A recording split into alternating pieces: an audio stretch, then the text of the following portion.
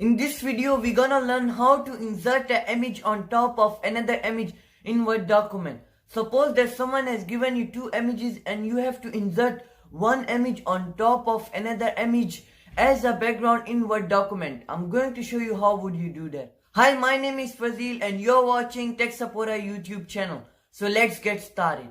First, you should insert the two pictures as you need. Then select the larger image and right click, then choose wrap text. Then click on the square option.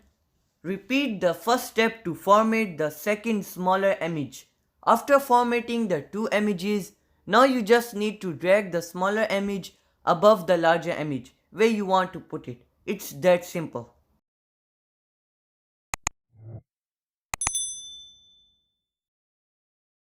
So that's all for this video. If you learned something from this video, then don't forget to like, subscribe if you haven't yet, because we bring awesome content for you guys. So thanks for watching, and as always, I will see you in the next one.